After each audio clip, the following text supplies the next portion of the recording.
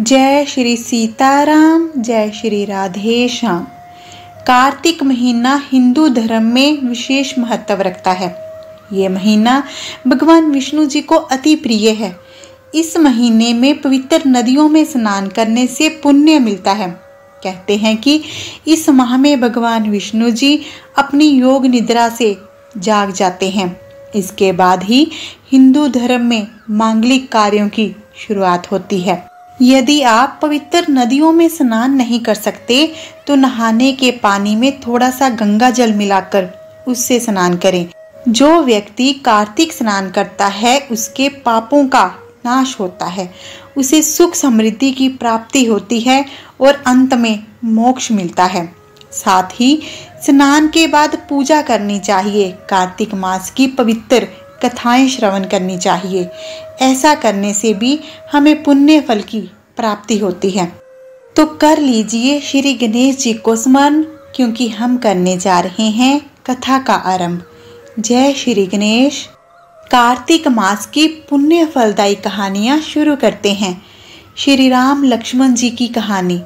भगवान श्री राम जी, लक्ष्मण जी और सीता जी पिता दशरथ जी की आज्ञा से वनवास जाने लगे।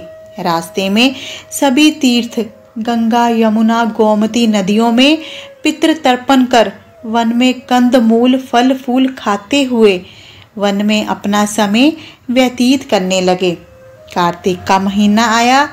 एकम के दिन लक्ष्मण जी ने राम जी की आज्ञा से फल फूल लाकर माता सीता को दिए। तब माता सीता ने 4 पतल परोसी। तब लक्ष्मण जी ने पूछा, भाभी माँ, हम 3 हैं, फिर 4 में क्यों परोसा? तब माँ सीता बोली, 1 पतल गौ माता की है।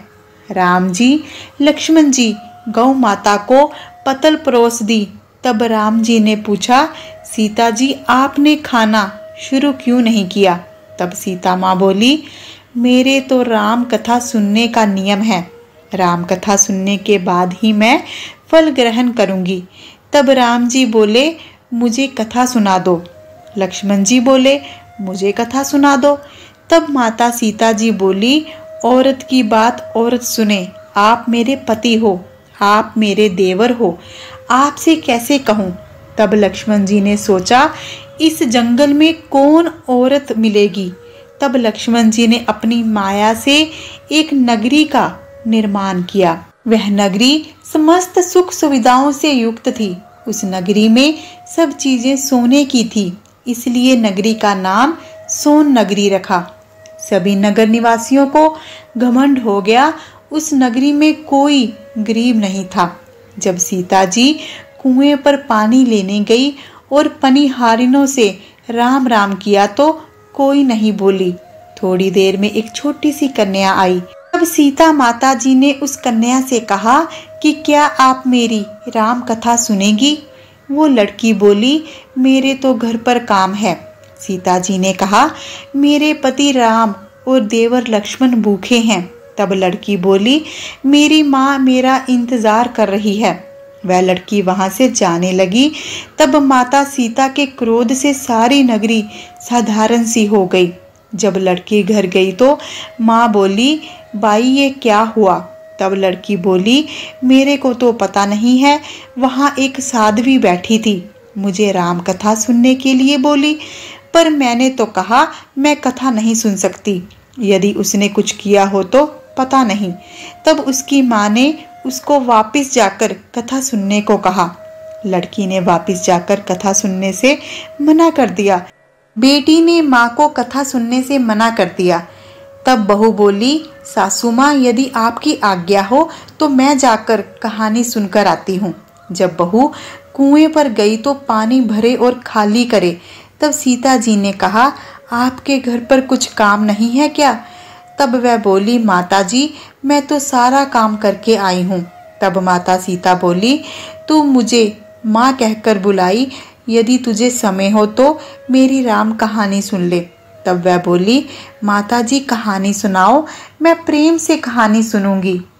चंदन चौकी मोतिया हार, राम कथा महारे हिवरे रो आधार। राम कथा सुनाऊं राम ने मनाऊं, राम कहे तो परदेश में जाऊं।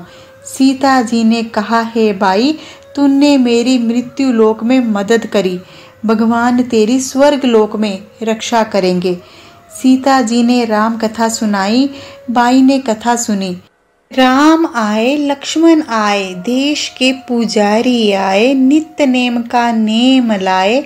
आओ राम बैठो राम, तपी रसोई जियो राम, माखन मिश्री खाओ राम, दूध पताशा पियो राम, सूत के पलका मोठो राम, शाल दुशाला पोठो राम, शाल दुशाला ओढ़ो राम। जब बोलूं जब राम ही राम, राम सवारे सबके काम, खाली घर भंडार भरेंगे, सबका बेड़ा पार करेंगे। श्री राम जय राम जय जय राम, श्री राम जय जय राम। हामे राम महामे राम, रूम रूम में राम ही राम, घट घट माए बिराजो राम, मुख में तुलसी बोलो राम, खाली मिजाज काई काम, जब बोलो जब राम ही राम, बोलो पंछी राम राम, पूर्ण होवे मंगल काम। श्री राम जय जय राम, श्री राम जय जय राम। राम कथा पूर्ण हुई तो सीता जी ने कहा, हे बाई, तूने मेरी राम कथा सुनी, मेरी सहायता की। राम जी लक्ष्मण जी को जिमाया है, भगवान तेरी भी रक्षा करेंगे, तुझे स्वर्ग का सुख मिलेगा। सीता माता ने उपहार स्वरूप अपने गले का हार दे दिया। जब वह घर गई तो उसके मटका सब सोने के हो गए। सासू जी ने कहा, ये सब तू कहाँ से लाई? उसने कहा, मैंने सीता माता की राम कथा सुनी, इसी का फल है। सासू जी ने कहा, प्रतिदिन राम कथा सुन आना। बाई को राम कथा सुनते बहुत दिन हो गए। तब उसने माता सीता से पूछा, इसका उद्यापन विधि बतलाओ।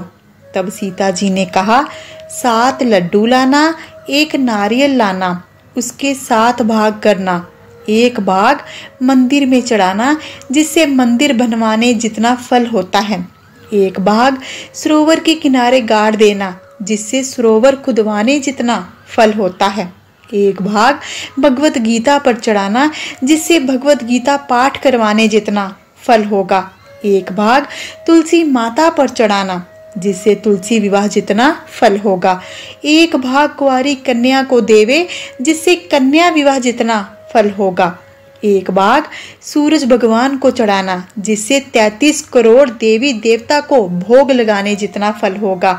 अब उसने विधि पूर्वक उद्यापन कर दिया।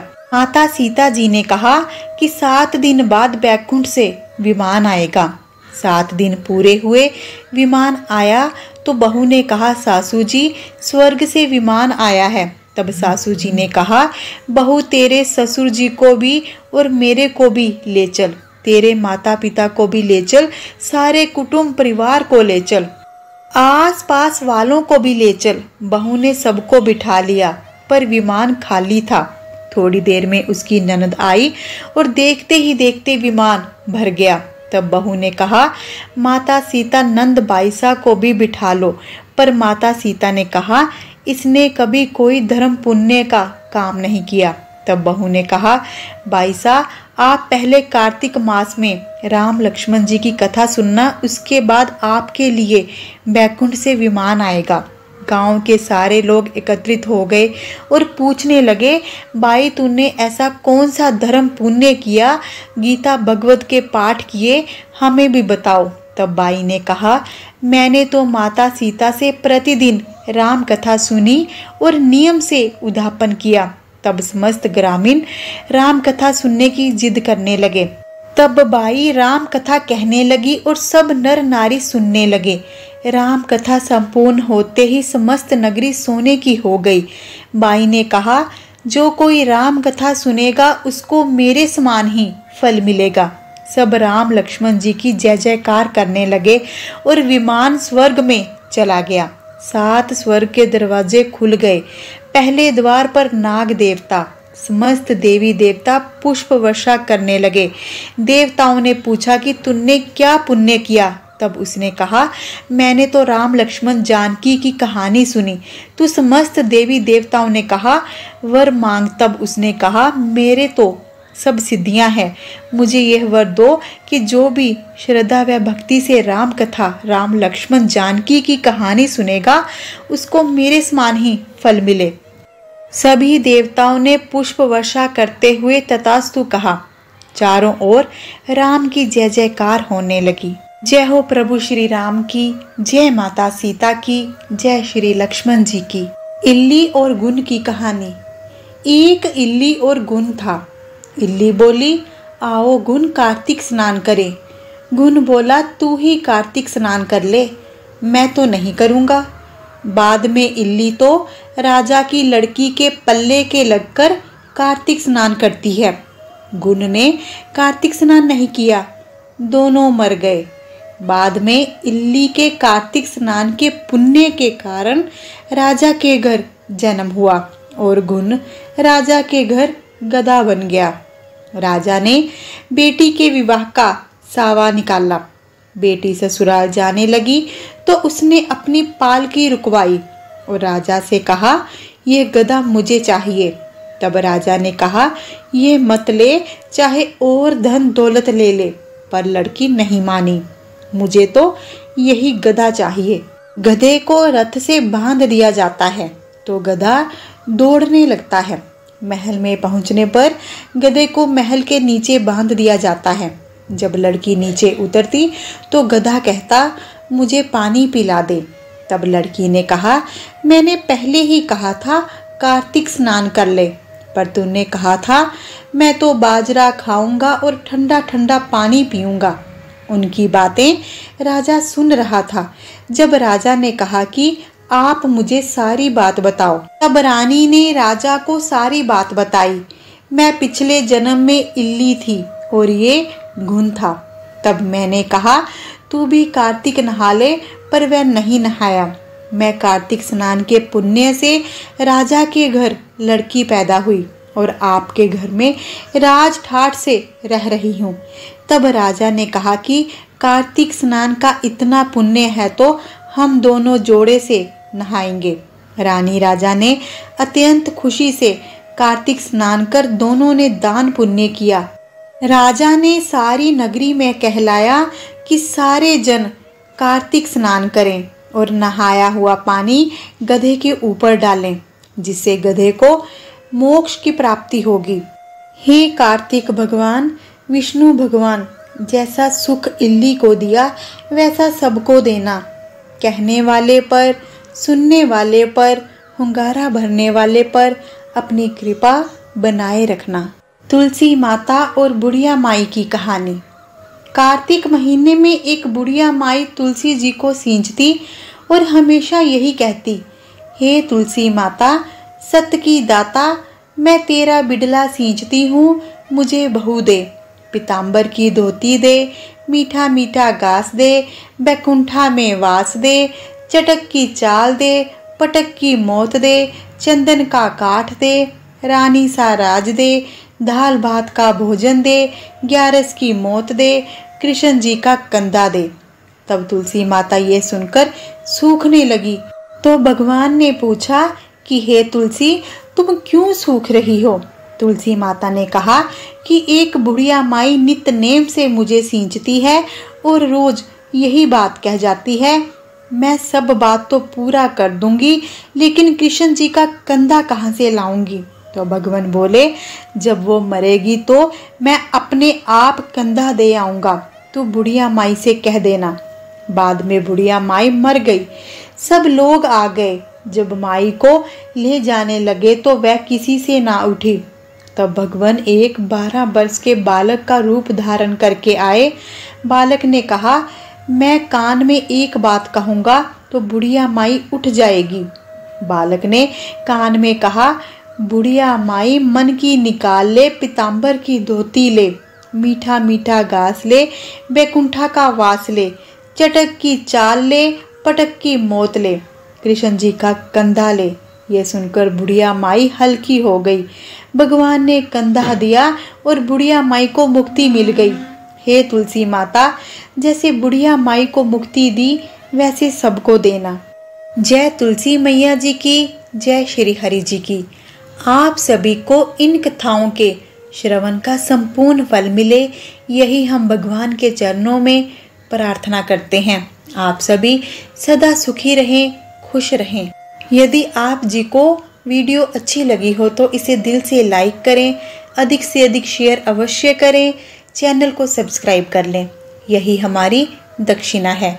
बेल आइकॉन को अवश्य प्रेस कीजिएगा, इससे आप जी को हमारी आने वाली वीडियोस की नोटिफिकेशन मिलेगी। मिलते हैं अगली वीडियो के साथ। अपना ध्यान रखें, खुश रहें, सुखी रहें।